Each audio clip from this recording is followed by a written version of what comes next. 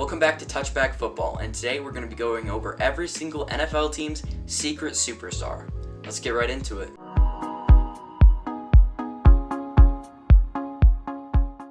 First up, I got the Seahawks with Boye Mafe.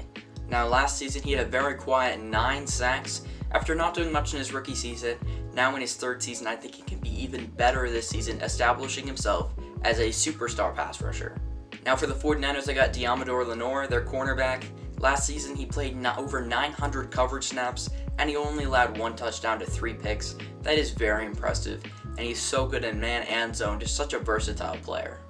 Next up, I got the guard for the Rams, Kevin Dodson. He was just traded from the Steelers last season, and he just broke out on the Rams and recorded an 85 PFF grade, being really balanced between the run and the pass. I really like what he can do. Now next up, I got for the Cardinals, Trey McBride. Now, he is obviously one of the best tight ends in the NFL, but people don't understand how really good he has been. Like last season, he had 825 yards and he didn't even start the season. I think he can explode this season with Kyler Murray. Now for the Chargers, I got Alohi Gilman. He, in coverage, is just elite. He allowed just 22 catches on 44 targets, and that is just really good, just over 50% completion percentage, and he had 2 interceptions. I think he can even have a better year this season.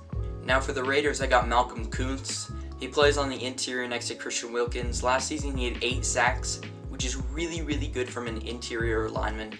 He obviously has great pass rush moves, his finesse moves really nice, he has a good swim move, and his pass rush win rate for an interior player is really high.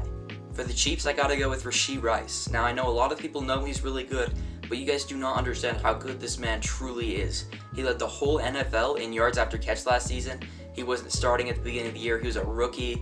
I just think he can continue to develop in Andy Reid's offense. For the Broncos, I got Jonathan Cooper. He had 8.5 sacks last season for the Broncos, which really shocked me. I didn't think he was doing that well. His pass rush win rate last week was 40%, which is insane, but I don't think he'll sustain that, but I still think he is the Broncos' secret superstar. Next up, I got the Panthers. Now, this was really hard because the Panthers obviously are not a very good football team, but I ended up settling on Robert Hunt, who they paid over $20 million a year last season, which I know doesn't sound like a secret superstar, but you ask the casual fan, they just don't know who this guy is. He only allowed 2 sacks last season, which is very good, and his run blocking is where he truly shines.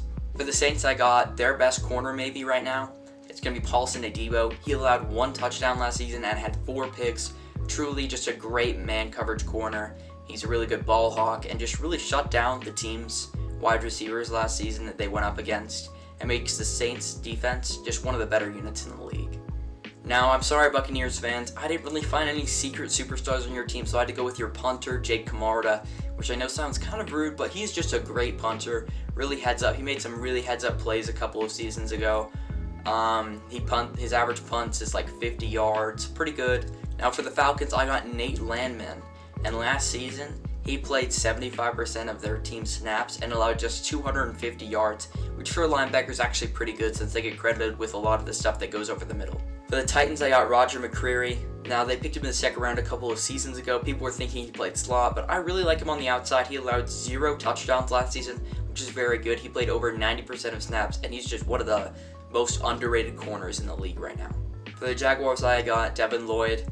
Now, he doesn't get a lot of credit just because he plays next to Foyesade Oluokun, but he had 130 tackles last season and 70 defensive stops, which is very good. Now for the Texans, I got their newly signed player from the Titans. I got Azeez Al-Shaair. Now his whole career, he went undrafted in 2019. His whole career has been buried on the 49ers depth chart until last season he got a chance to start, and he really broke out on the Titans, getting 90 defensive stops, which is bonkers. That is one of the best in the league. And he's also pretty good in coverage. Next up, I got the Colts with one of the most underrated offensive linemen in the league, Bernhard Raimann. They picked him in the second round, I believe, a couple years ago from Central Michigan, and he was supposed to be this project player.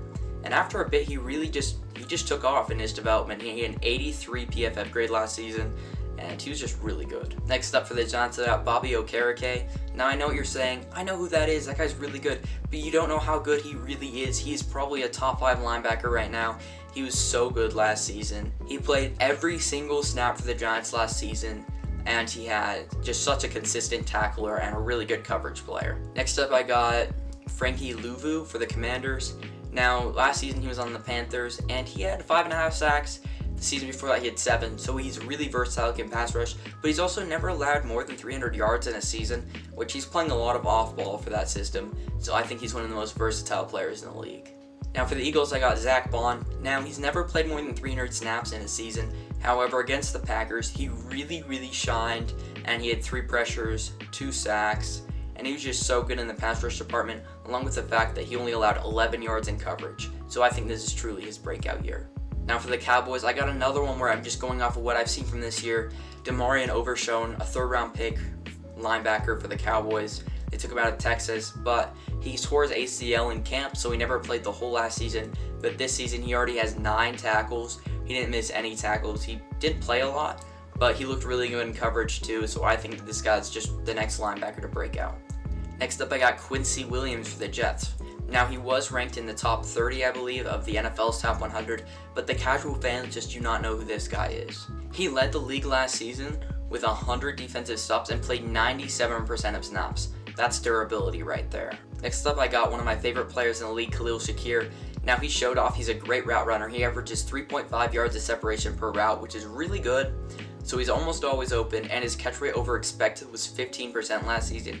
I think he's easily the Bills' wide receiver 1, and he might hit 1,000 yards this season. Now, next up, I got the newly paid Dolphin, Zach Sealer, which is one of the reasons why I think they were able to get rid of Christian Wilkins. He is one of the best pass rushers from the interior in the NFL. He had 10 sacks last season, it's just insane.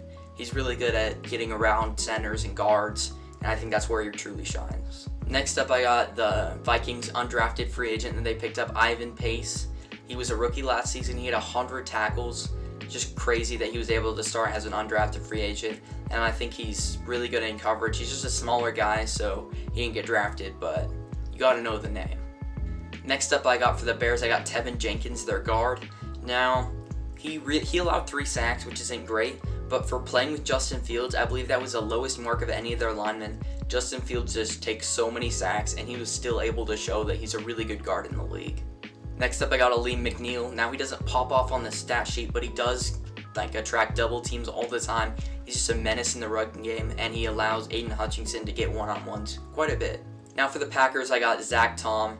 Now, this is easily one of the best right tackles in the NFL. He had a 92 grade last week against the Eagles. He didn't allow a pressure. He was just so solid, just such a good run blocker, an amazing pass blocker, and he was a 5th round pick just a couple years ago.